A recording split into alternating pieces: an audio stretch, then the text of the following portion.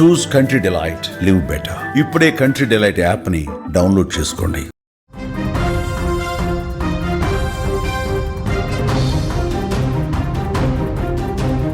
తల్లి కళ్ళెదుటే కూతురు గొంతు కోసిన దుండగుడు, కత్తి సెల్ ఫోన్ వదిలేసి అక్కడి నుంచి అటే పరార్.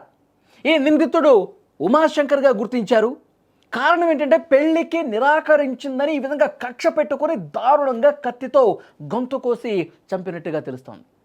కొద్ది కాలంగా మన సమాజంలో అసలు ఎంత భయంకరమైనటువంటి ఘటనలు జరుగుతున్నాయి మనం చూస్తున్నాం. ప్రేమ, పెళ్లి ఇలాంటి సున్నితమైనటువంటి బంధాలకు అంగీకరించకపోతే కొందరు దుర్మార్గులు విచక్షణారహితంగా కత్తితో దాడి చేసి మరీ చంపుతున్నటువంటి పరిస్థితి కనిపిస్తోంది. ఎంత దుర్మార్గంగా తయారవుతున్నారు చూడు. నేను ప్రేమించాను, నువ్వు దక్కకపోతే ఇంకెవరికి నువ్వు దక్కకూడదు, నువ్వు చావాల్సిందే అంటూ ఇలాంటి ఒక వికృత మనస్తత్వంతో అమ్మాయిల జీవితాలను బలి తీసుకున్నటువంటి ఘటనలు మనం చూస్తూ ఉన్నాం. చాలా దారుణం ఇది. ఇప్పుడు హైదరాబాదులో సేమ్ ఇదే జరిగింది. అత్యంత హృదయ విదారకమైనటువంటి ఘటన ఇది. ఒక ఇంటర్ చదువుతున్నటువంటి విద్యార్థిని ఆమె కన్న తల్లి కళ్ళెదుటే చాలా దారుణంగా దుర్మార్గంగా గొంతు కోసి చంపాడు. హైదరాబాదులో వారాసిగూడ పోలీస్ స్టేషన్ పరిధిలో బాపూజీ నగర్ బస్తీలో జరిగింది ఈ ఘటన.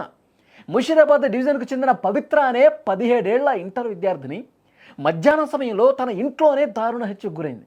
ఈ దారుణానికి ఒడిగట్టినటువంటి వ్యక్తి ఆ యువతికి, ఆ ఫ్యామిలీకి సమీప బంధువే. వరుసకు మేనమామ అవుతాడంట ఉమాశంకర్ అనేవాడు. ఉమాశంకర్ టైల్స్ పనులు చేసుకుంటూ బతుకుతా ఉన్నాడు. అతను పచ్చి తాగుబోతూ మందుకి బానిసైపోయాడు. ఒకవైపు అమ్మాయి వెంట పడతా ఉన్నాడు. యువతి పవిత్ర అతని పెళ్లి ప్రపోజల్ని అస్సలు అంగీకరించలేదు. నేను చదువుకుంటా ఉన్నా, ఒక పక్క నువ్వు మద్యానికి బానిసైపోయావు, నాకు అసలు ఇష్టం లేదు, నా వెంట పడకు అని చెప్పి వారించింది, హెచ్చరించింది. దీంతో వాడు కక్ష పెంచుకున్నాడు ఉమాశంకర్ అనేటువంటి వ్యక్తి. పవిత్రను ఎలాగైనా సరే హతమార్చాలి, ఇప్పుడు నన్ను కాదన్నది, నన్ను చేసుకోనన్నది, కాబట్టి నేనేం చేయాలి, ఇంకెవడో చేసుకోకూడదు, అసలు ఈ లోకంలోనే ఉండకూడదని చెప్పి స్కెచ్ చేశాడు. మధ్యాహ్నం సమయం పవిత్ర ఇంటికి వచ్చాడు. తన వెంట ఒక కత్తి తెచ్చుకున్నాడు. ఒక ప్లాన్ ప్రకారం వచ్చాడు. ఏ విధంగా నేను చంపాలన్న ఉద్దేశంతో వచ్చాడు.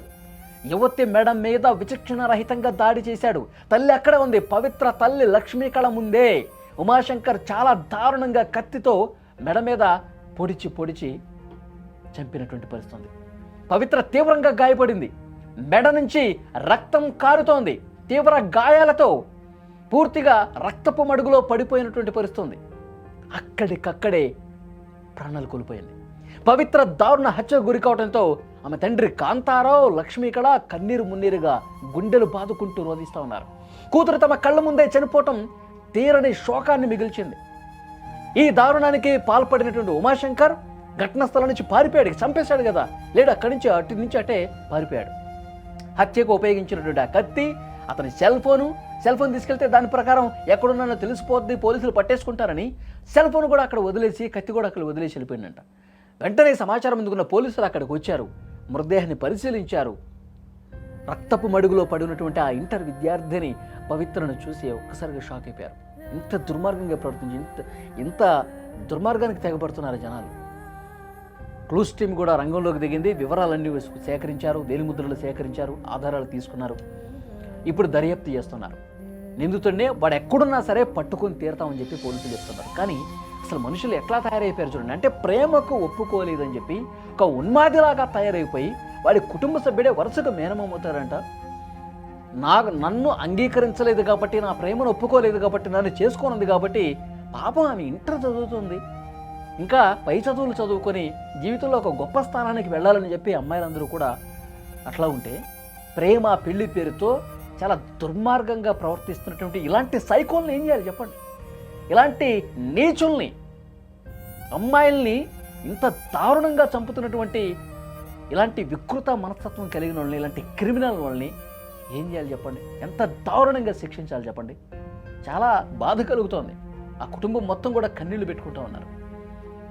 అంటే అమ్మాయిల్ని కాపాడుకోవటం కష్టమైపోతుంది ఈ సమాజంలో. అలాంటి పరిస్థితులు ఉన్నాయి.